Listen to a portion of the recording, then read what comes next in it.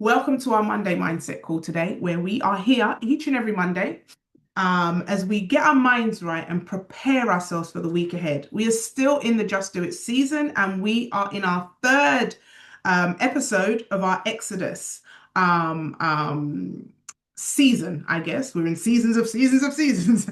My name is Nikki Sutherland. I am the founder of the Rebuild community, and I've been doing these mindset calls now for just over 10 years where we're here each and every Monday, the same time, the same link. And so please save it, set your alarms so that you can join here and, really pour into yourself. This is a space for the strong person, the person that's always pouring into everyone else. Maybe you're a parent, maybe you're a mom, maybe you are caring for someone. Maybe you are the one that's always giving everyone every day. And this is the space every single Monday where you will come and you will pour into yourself. My advice to you is that you take it seriously. Take that time out seriously to pour into you. And it's ironic that our topic today is, can you lead others into purpose and still miss yours? And I want to ask you this question. Do you think it's possible that you can spend time leading other people into their purpose, into their destiny, into where it needs to go, and miss out on yours? And if we're looking at the book of Exodus today, we're really going to challenge ourselves because we've been looking at our brother Moses.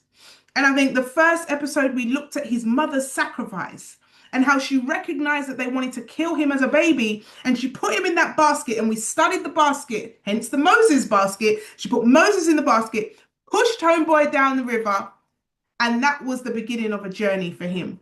And he wasn't killed alongside all the others that were. And we looked at the mother's sacrifice and how a mother almost prophesied over her son with that basket and how she layered that basket. And then last week, we were looking at how Moses began to step out into his purpose, and he began to doubt himself almost when God was telling him to move. And he was like, who, me? I stutter. I'm not really sure I can do it. And we looked at all of the ifing and butting. But then he went into obedience and he began to do the instruction in which he was told to do. You guys were here. Who was here for both episodes? Let me know in the chat. I see some waving as well happening. And so now we're looking at what happened next. And so this session may challenge you today, people, and I hope it does. Because if you think that you can spend your entire life focused on everybody else without taking the time for your own personal growth, your own personal development, you could miss the mark. You could. And anytime God gives us this mission or this mandate to serve and help others, he never tells us to stop growing. He never tells us to stop learning. He never tells us to just give up on our own identities and who it is that we become. And there is a big difference, I find, between, and how many of you have ever introduced yourself? Hi, I'm such and such. I'm a single mom. That's your identity. Hi, I'm such and such. I'm a doctor. We seem to introduce ourselves. I said, I am Nikki Sutherland. I'm a financial literacy educator. We introduce ourselves by what we claim as our identity or what's relevant in that conversation. And how many of us like the identity that we're claiming? How many of us are looking at our identities, wondering, who is it that I am?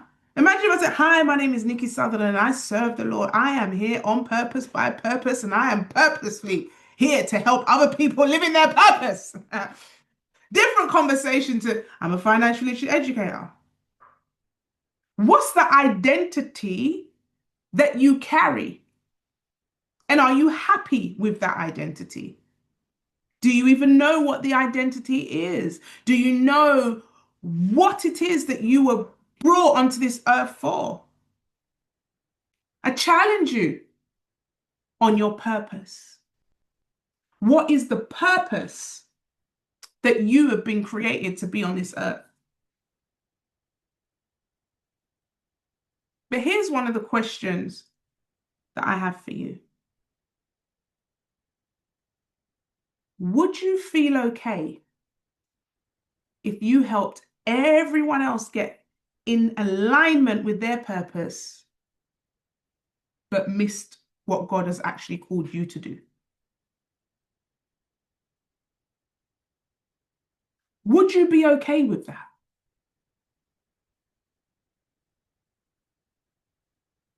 I don't think I would be. I don't. Now, my purpose is to help other people unlock their purpose. But God has still assigned me to do certain things in obedience that if I miss those things, I wouldn't feel comfortable. Mm-mm-mm. So, just to recap, for those of you that may not have been on the last few weeks, we discovered that Moses, his life was protected right from birth from his mother covering him in that Moses basket. And we know that from young, he was called, he was chosen, all of that jazz. We know he heard directly from God. We know that he stood in front of Pharaoh. Y'all know it. Let my people go. Or in other words, let my people go, because he started in it. So we have to get in the role play. Right? So, brother, stuttering Moses, he stood in front of Pharaoh and said, brother, let my people go. My man had the stick. Is it the staff or whatever it's called? The rod? The rod and the staff comfort me. Whatever it was, in walking stick. And he put the stick in the sea and it parted the Red Sea. Yeah, y'all remember the miracle? Yeah, Moses was a gangster. Moses was the guy that he was on the mountain chatting to God about the Ten Commandments. No, Moses is the guy, the leader of leaders, the guy that led the people to the promised land. This is the man. I don't even think y'all understand what we're talking about here. Moses was a top don. He was a gangster. Moses was leading. How many people? Someone Google how many people Moses was leading. Yeah, we're talking a leader of hundreds of thousands of people out of captivity. This guy, the thing that he took on his shoulders, I don't even think any of us, if we really deep what Moses did, we would have been stuttering as well. We would have created a stutter and have been like, boy, Lord Jesus, you want to say, God, it wasn't Jesus then, it was God. God, you want to say, me not think me are the person for the job, you know. I think you might have to go call Brother Nancy or Sister D or maybe Jackie H. Maybe you need to call one of the Esther package girl then because me cannot do this, Lord. Look at this. Based on biblical account, Moses, I'm thinking of Boaz, you see? Moses led approximately 2 to 3 million people out of Egypt. Imagine leading, okay, now we've got 600,000. It says which state there were about 600,000 men, okay, plus women, children, and listen, this guy, some of you wanna get stressed managing and leading 3 people. Some of you calling me like, oh, Nikki, this person quit, man. Yo, Nikki, I can't tell people, one person wouldn't sign up. Moses had 600,000 of honor, 2 to 3 million. And this guy's leading people into their destiny. He's keeping them focused. He's leading them, even when they doubted him. Because remember, and we're going to get into that next week, but remember, when they got to the Red Sea, what did people start saying? Oh, you brought us here to die, fam. How many? They lost trust in their mentor. They lost trust in the leader. It looked like something, and then they started to change their mouth on their mentor. We ain't even there yet, Jackie H. We'll soon reach there next week, right?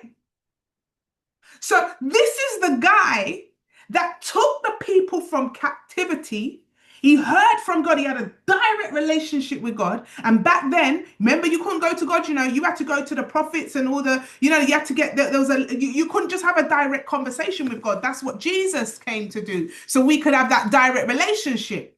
So we have a guy that's led millions of people free.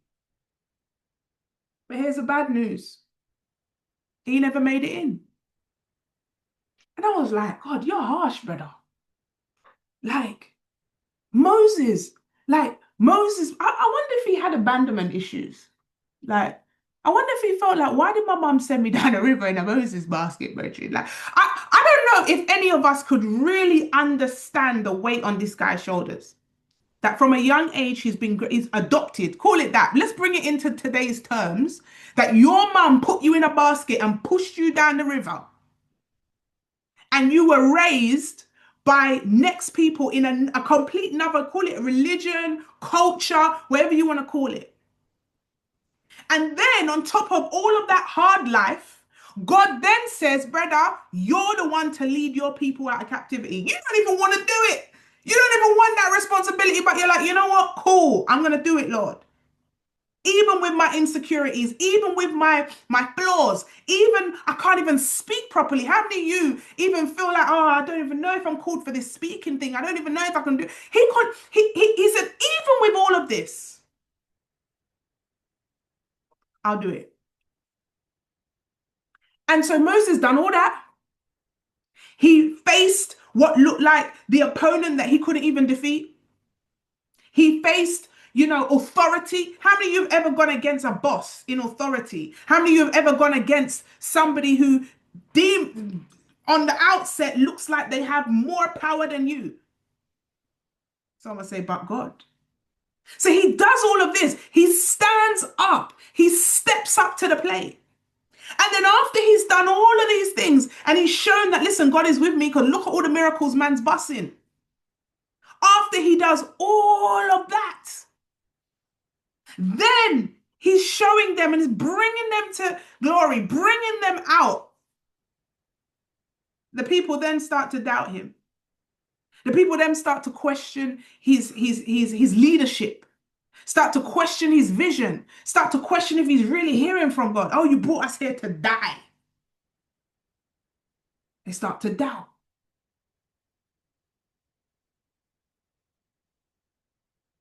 And then the next miracle, Red Sea part. But if you go to Numbers 20:12,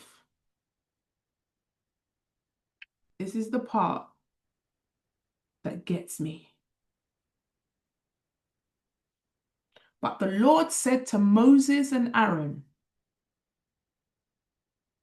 because you did not trust in me enough to honor me as holy in the sight of the Israelites, you will not bring this community into the land I give them. So you mean to say after everything man do? Like, nah, after he did everything, God's like, nah, you still don't make the cut. You don't make the cut because you haven't fulfilled. Oh my God, someone's going to get this tomorrow. I've got 3 points to make for you guys.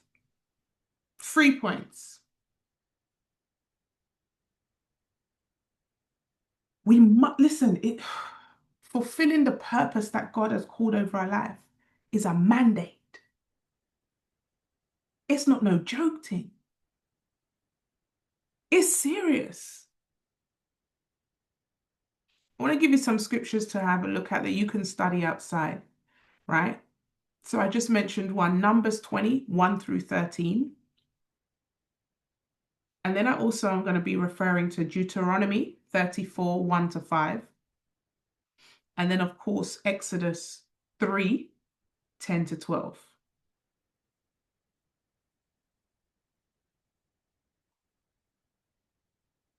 So say that one more time. Numbers 20, 1 to 13. Deuteronomy 34, 1 to 5. And Exodus 3, 10 to 12.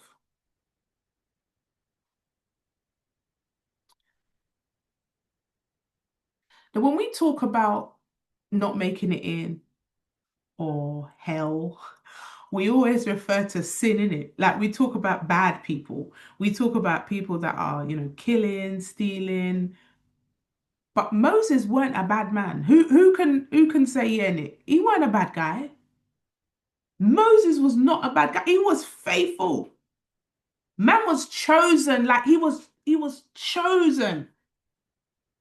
The man the man sacrificed. I don't know if there's anyone on this call that feels like they sacrifice to serve. Moses sacrificed, he served, he literally led millions. He weren't a bad guy. He weren't a bad guy. He heard the voice of God.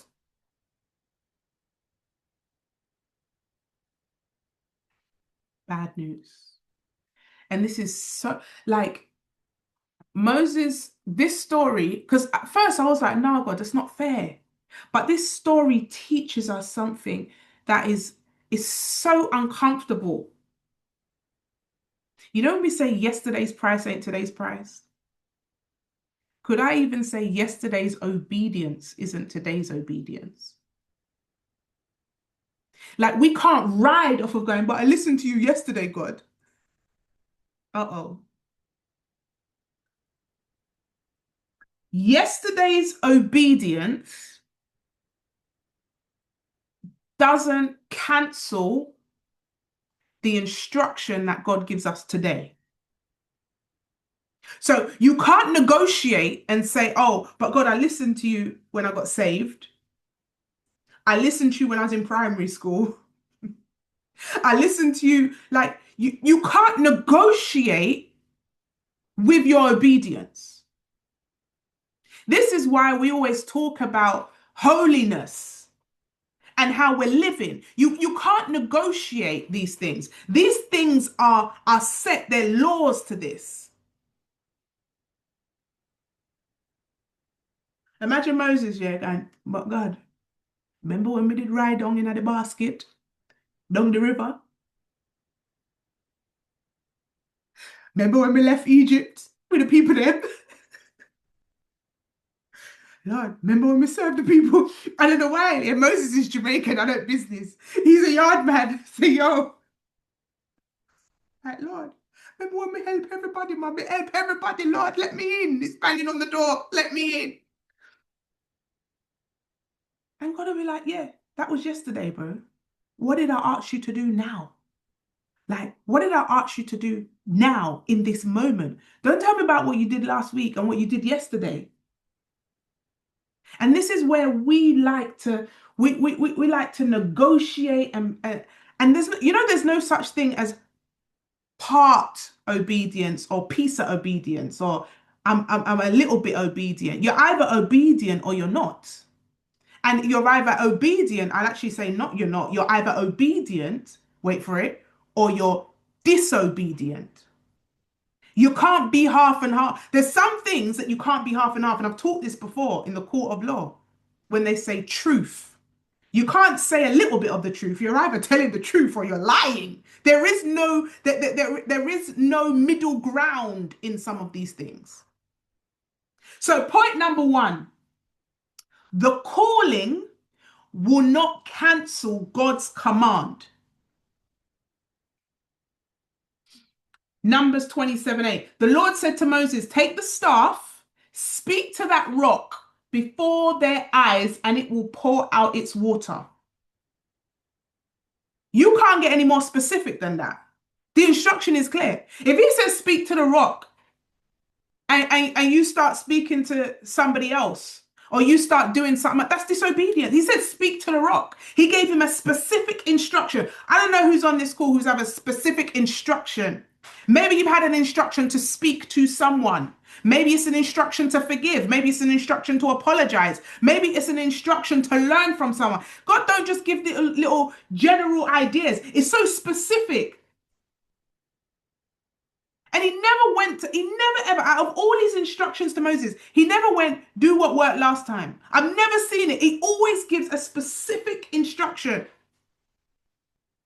When he was telling Moses to speak, he said, Moses, speak.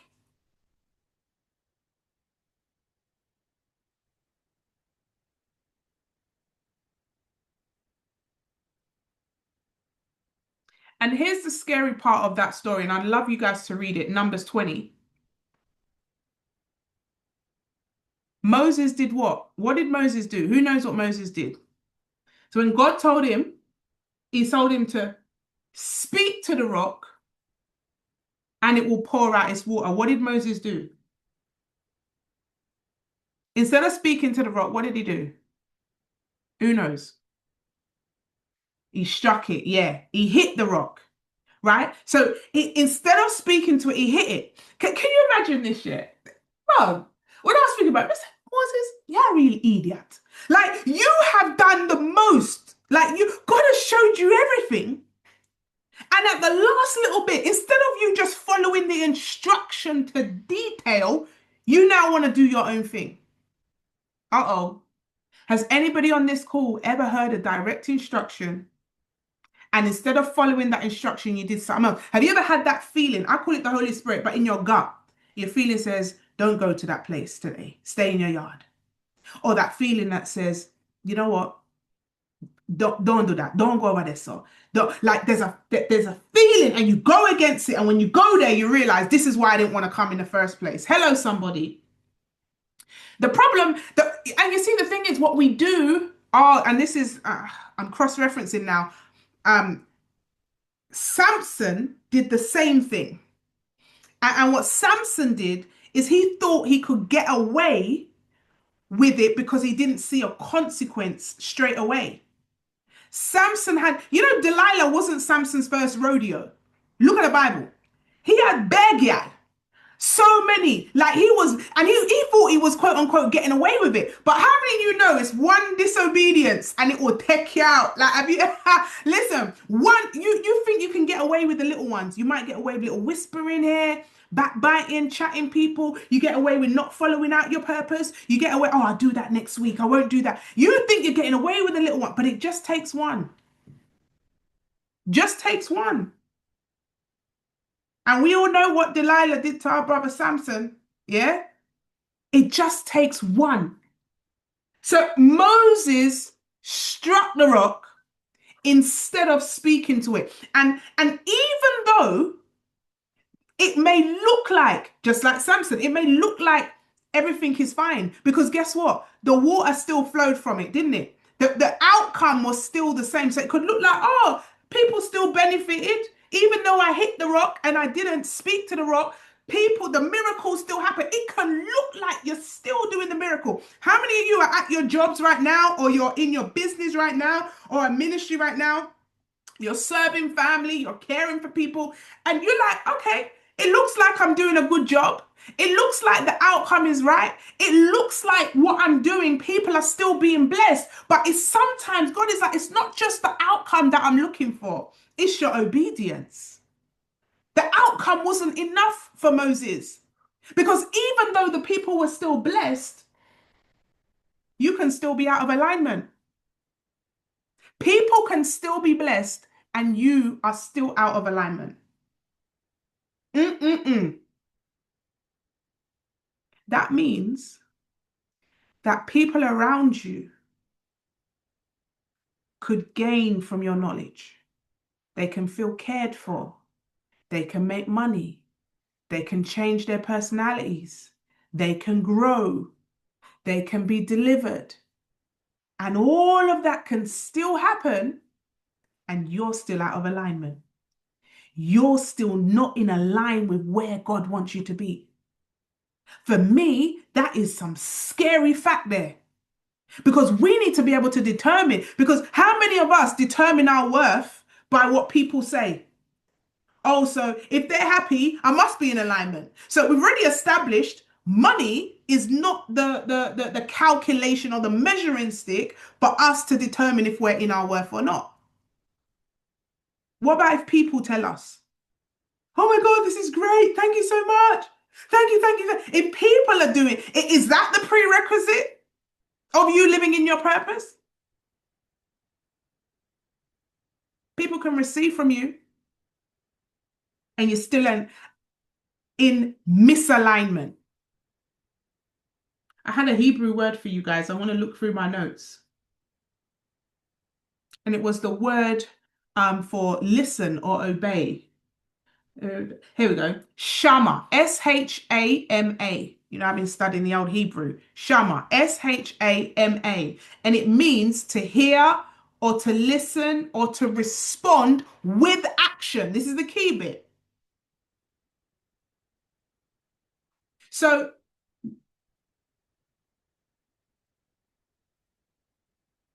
when He's saying to him, did you hear?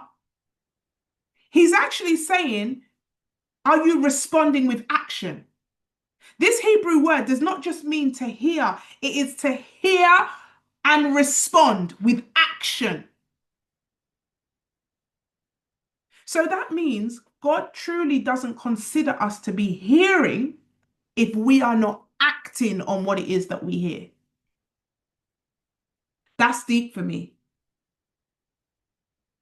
And a lot of the time, and especially people that believe, we're like, oh, I heard from God. Yeah, but did you do something with it? You be hearing for a long time. You be praying and hearing, but have you done anything with it? Have you shammered it? Yeah, I don't even know if shammered is a word, but it is today. Shammer, right? Shammer is the Hebrew word for hearing and doing, hearing and acting on what you've heard from God. So you heard, but did you shammer? Ah, shandala. Yeah. Did you hear? Did you shammer? Because so many of us, we're listening, but we're not hearing. We're listening, but we're not shammer. I don't know about you, but this is the season where I want to shammer. I want to see some shammering going on. Me don't want to just hear. Because every day you're hearing what's going on, what's happening. Someone says shammer, shammer. See there? Shammer, shammer. We need to see movement. Need to see movement. Shama, not Shana. We don't know Shama, Shana time. Shama. It's Shama time. Shama time in East Sussex. Shama time. Some of us just be hearing, but we ain't doing that. And someone says Shabba.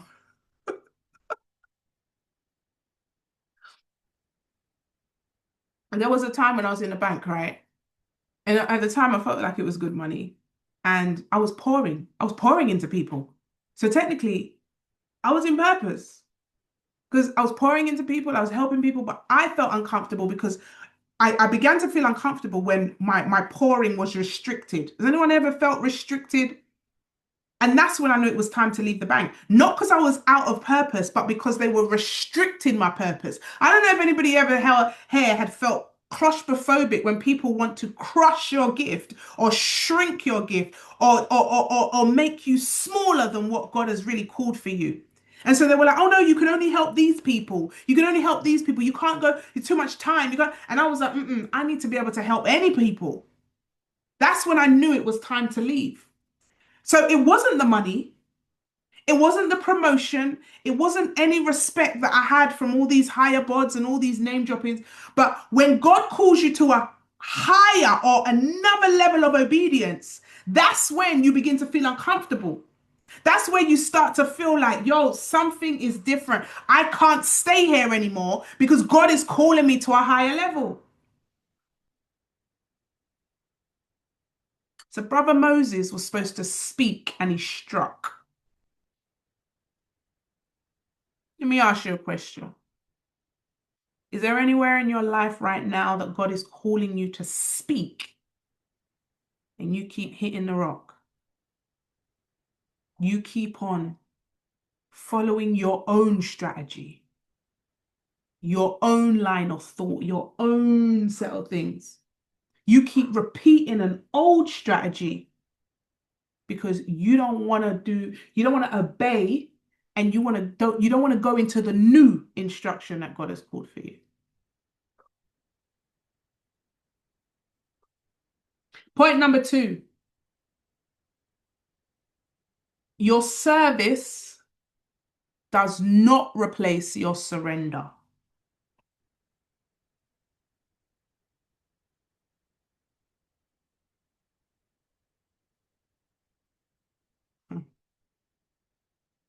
Sometimes we think when we help people, we can cover it up. When I had my suicidal moment, I tell you, I was at the heights of serving people. If you looked at my CV at that time of helping people, I had a list longer than my arm.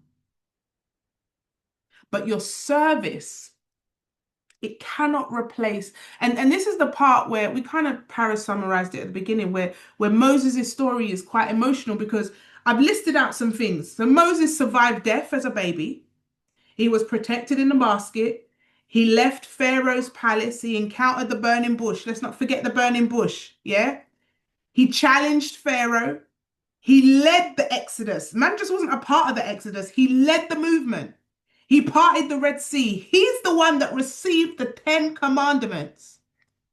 He interceded for Israel. He's the one that led the people for 40 years. If anyone could have turned around and said, God, look what I've done, it was him. He could have said, yo, God.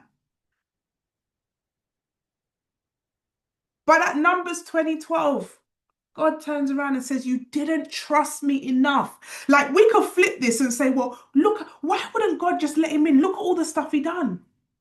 But instead I say, why didn't Moses trust? Look at all the times God proved him. The people entered in and Moses stood there and watched them and he couldn't get in.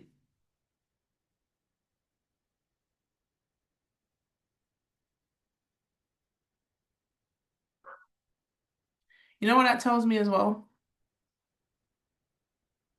And I'm gonna challenge everyone on here who feels like they have very little time. How many of you say, oh my God, the time, the time, the time? Time goes so quick. So much is happening in your time. And you can spend so much time. You can be so busy working for God and still avoid what God has told you to do personally. Right? And this is something that we have to look at. You cannot replace service with your surrender, your personal surrender. You can't. And we've seen too many examples. I wrote down here Saul in 1 Samuel 15. God told him to destroy everything. You remember that story? God said, destroy everything. And he saved a few. Was it the animals or whatever? Yeah. And he said he kept the best animals. And someone said it in the chat.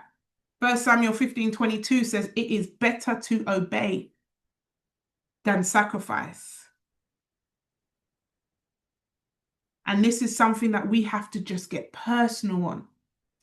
And I want to speak to that person that's serving everybody right now. You are breaking your back to pray for everyone, encourage everyone, build everyone up. But when are you going to build up what God told you to build up in yourself? When are you going to take time to do what He's asked you to do? Could it even be, and I can just be transparent and say, I used to hide behind helping other people. Because if I can help enough people, I can forget about the stuff that I need to work on. Anybody know what I'm talking about? Let me just pour into everyone else, then I can avoid facing some of the things I need to face. Final point, number 3. And this is going to be a tough one. We must not let our emotions make us miss the promise.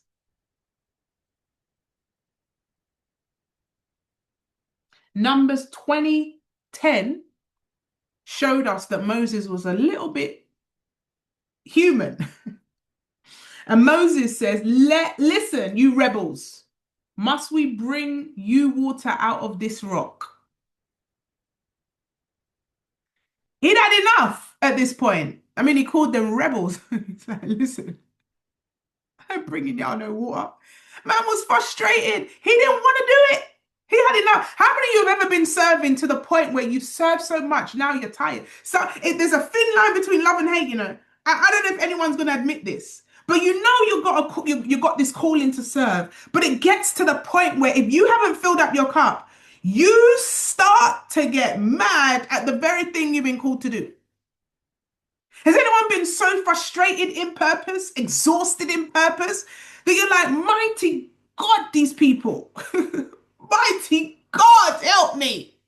I just talk for myself. One day I ran past Luke, I'm like, I'm going to close it all down. I can't take them no more. Jesus is Lord. These people be stealing from me and talking about me and doing me in. I can't take this no more. And he goes, listen, Miguel, get your emotions in check. You ain't closing nothing. Not a nut clause. You've been called for this. Moses was frustrated. These people complain for 40 years. I ain't gonna lie. I ain't gonna lie, 40 years of listening to people complain. I am allergic to negativity. I don't know how, that's what I'm saying. Brother Moses was a Don, brethren. 40 years of listening to 600,000 man complain. Some of you would have quit that mission long time. You say, God, send me a hell. We can't take it.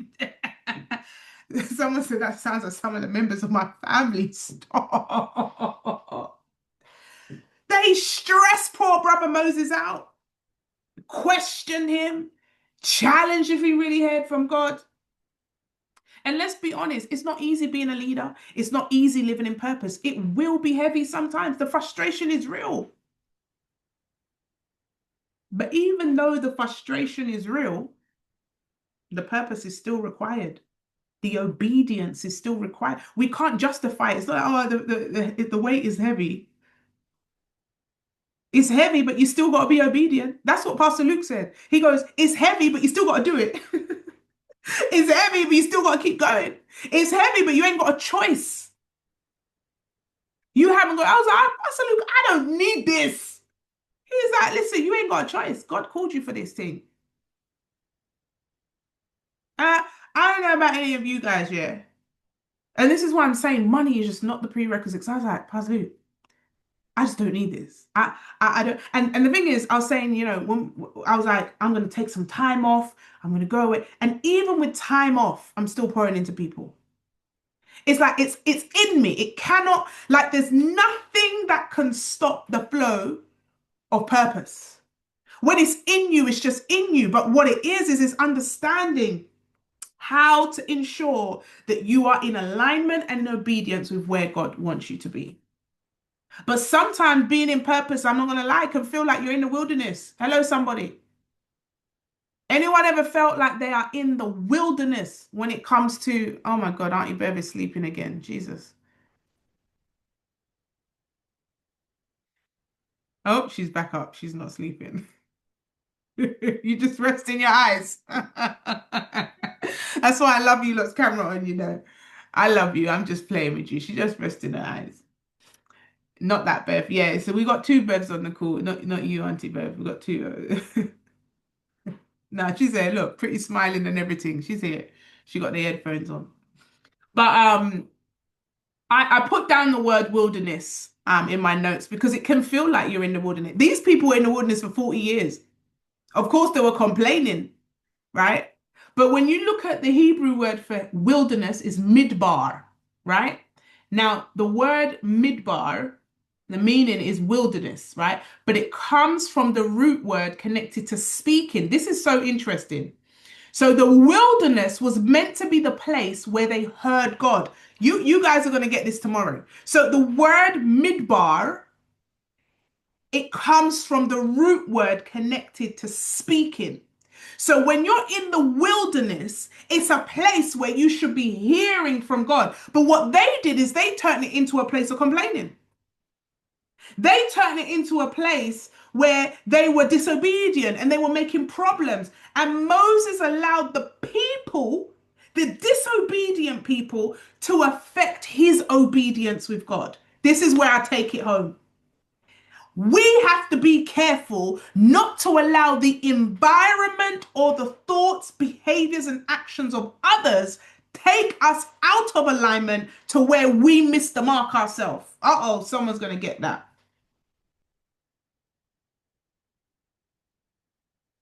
I could have allowed people, and when I say people, it's like a handful.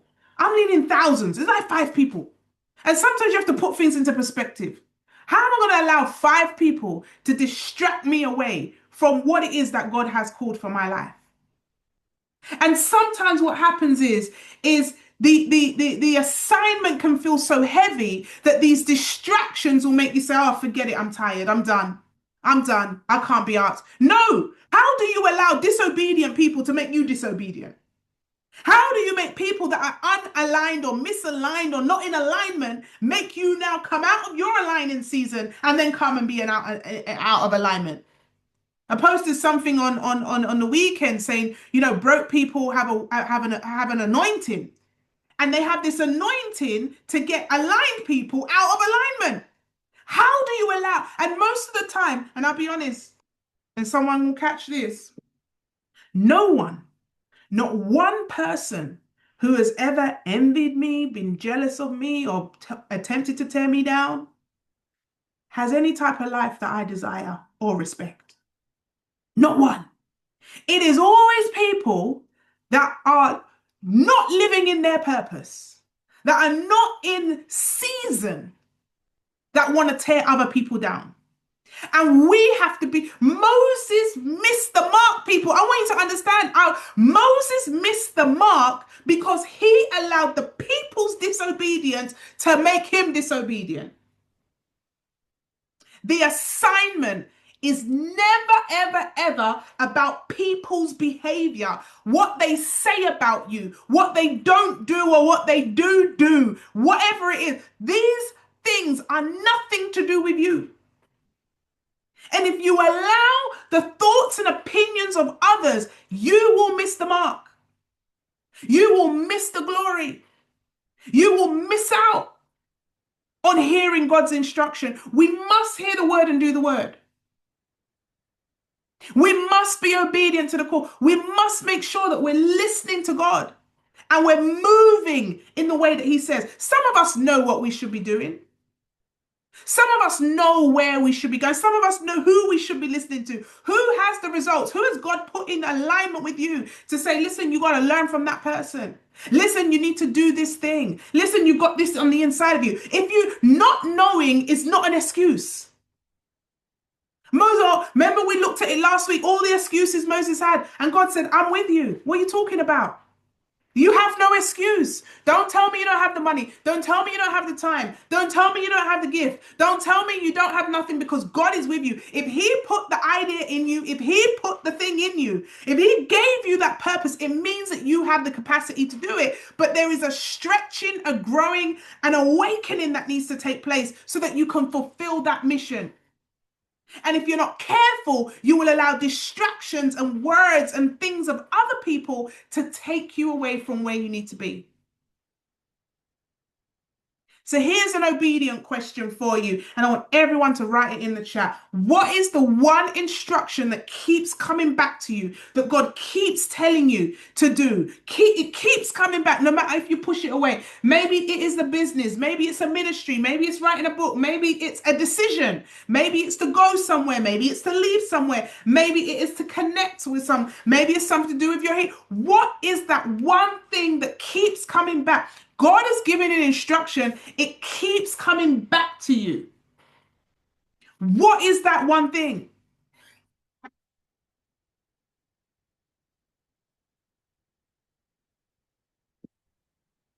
Sorry, I just thought there's someone in my garden.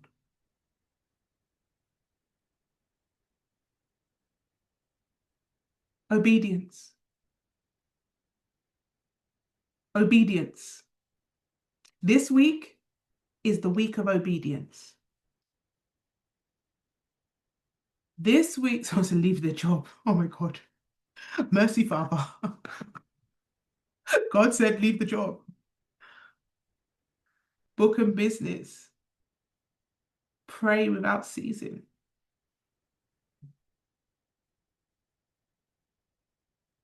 Can you shammer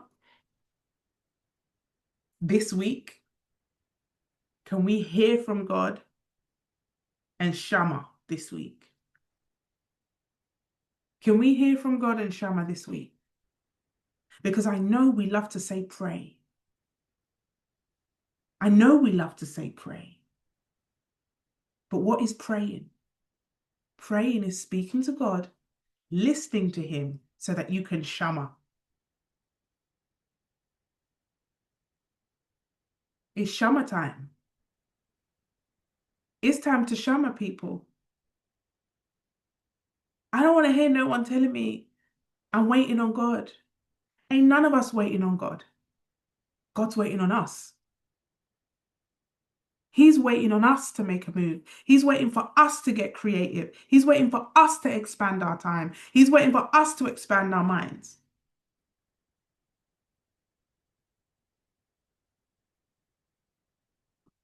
Shama. It's Shama time.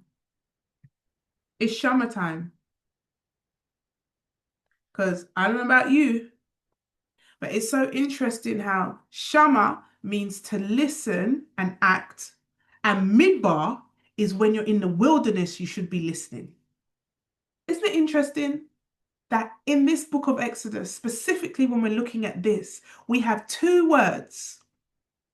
The Shama is movement, but the Midbar is in the wilderness, we should be still listening to move.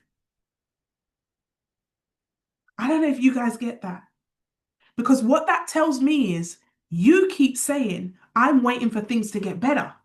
You keep saying, when I get more help.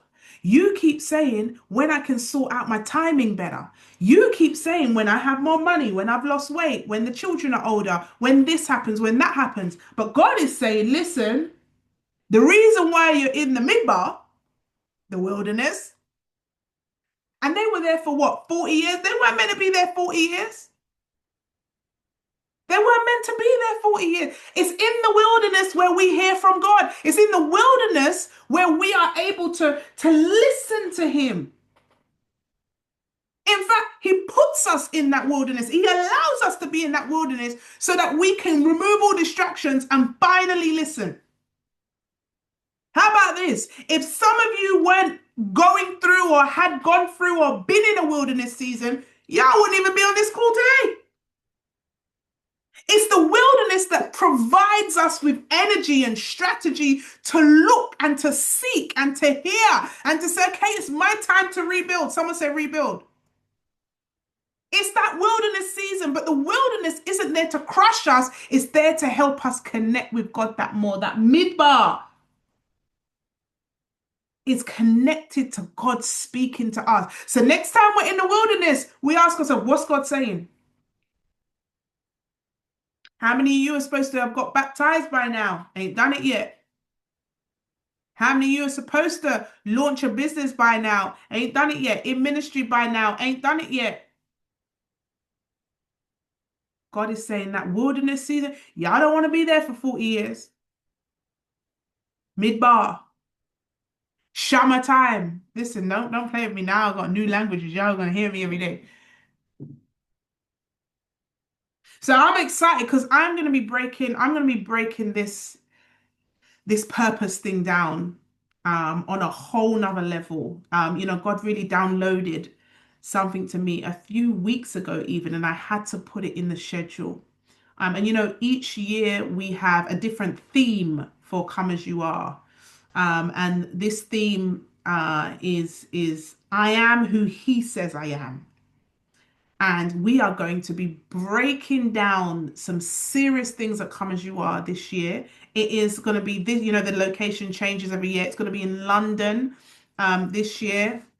We have 3 days for the Super Pink and Pink VIPs, and everybody else is the Saturday, Sunday. But the Friday, I am going to be working with the Super Pinks and the Pink VIPs. We are going to have an exclusive dinner, and we're going to be having a training where I'm going to be going through how you can turn your purpose into profit, how you can systemize your purpose, and how you can really begin to break it down so that you can save time, create an income, have a system in place that you can really, really live in purpose, on purpose, and still do the hobbies you like, and still have a good household, whether that be marriage or with your children. I'm going to be breaking that down. That bad boy is getting broken down at that training on the Friday.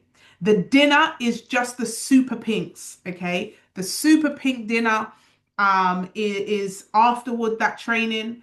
And then the Saturday, Sunday. Saturday is Strategy Saturday. We are going to be looking at different strategies around health, around motherhood. We have a fantastic set of panels coming this year. We got the motherhood panel. We also have a panel on business. I've got some business moguls coming on the panel. We also have a panel on, getting up after trauma, getting up after you have to overcome some different seasons in your life. And then we have an excelling panel. We also have a massive masterclass that's coming. And that masterclass is going to be talking all about your brand. And we're going to touch on branding on the Friday as well. And then we're going to go fire with that branding masterclass. It's a 90-minute masterclass. It is hilariously funny, but it is also very, very deadly serious and very important. Some of you need that masterclass. When I see your social medias, when I see you on WhatsApp, when I see you in person, mercy, Father God, that branding and masterclass that we're going to have. I don't want to give it too much away by saying the title of it, but I'm telling you, you're not going to want to miss that. We also have the singles panel. For those of you that are single looking to mingle, we've changed it completely this year. Again, it's going to be fire. And we also have the married women's panel. But this married women's panel is going to be this married women's panel that we have is going to be real raw. If you don't like it real and raw, you are not going to want to catch that. Okay, and this is the 13th to the 15th of November. Of course, it's come as you are. 13th to the 15th of November. And then Sunday is our spiritual Sunday where we really begin to unlock and break and destroy and rebuke and call out and tear down and build up. But I'm going to be giving a strategy on Sunday that ties everything all together. And then, of course, I'll be bringing forward the word. All right. So it is going to be a cram-packed weekend. The hotel, we're just waiting for the code because I know some of you wanted to book hotels. Don't book it yet because we will get a discount. Okay. So just wait for that code before you book. And I'm going to just give you the leaderboard right now. So our leaderboard for the week for the rebuildforfree.com. If you haven't already downloaded our Rebuild Community app, please download the app. And if you're not a part of rebuildforfree.com, please go over to rebuildforfree.com and you'll be able to see all the free resources and you collect points over there every time you type a message or connect. Okay. And the leaderboard right now stands number 10. We have Yvonne. This is Yvonne Cohen. Well done to Yvonne. 10th place. 9th place, we have Denise. Big up yourself, Denise. Denise P, that is. 8th place, we have Sister Andrea Bedwood. Big up yourself. 7th place, Adina. 6th place, Belinda. 5th place, Saluka. 4th place, we have Donna. 3rd place, we have Honesty. Big up yourself, Honesty. 2nd place, Chelina. And 1st place, Samantha Roach. Yo, in 1 week, we have completely changed the leaderboard. Some of you have just popped up. Some of you have gone a little bit down. But we will still see what's going on. So over there, if you can put your top 5 takeaways of what you have taken from this session. Special announcement of Come As You Are tickets. So I got told that a lot of you got your messages in junk. Okay. So because the messages went in junk, I have agreed to roll over the early bird pricing for another week. Okay. Another week we will have the early bird pricing. I mean, it's absolutely disgusting what we've got up. I mean, it's crazy. We've got £2,000 tickets down to like 700. We've got the entry price at £97. This is never going to come back again. Okay, so comeasyouare.vip is where you'll be able to get your Come As You Are tickets. All the information, the agenda, everything is on there. It's up and it's live. All right, please check your junk, people, because we're not using that excuse again. All right, everyone complaining. We had messages. Oh, it's got comeasyouare.vip. We're rolling it out for another 7 days. The early bird will finish, okay? The early bird will finish. That's why it's called early bird. Get your Come As You Are tickets and get them now. Let me just show you guys so you can see exactly where you go. All right. So I thought more people would be excited about that. We can put the tickets back up if y'all ain't excited. I thought you guys would be excited about that. All right. It is very, very exciting indeed. The fact that we have done that. We have never, ever, ever dropped it like this. But I said, you know what? We're going to help the peoples make it happen. All right. Oh, look, there you are, Giselle. I see you there. I'm going to show you guys over here. Let me stop the recording and I will, oh, I'll stop the recording.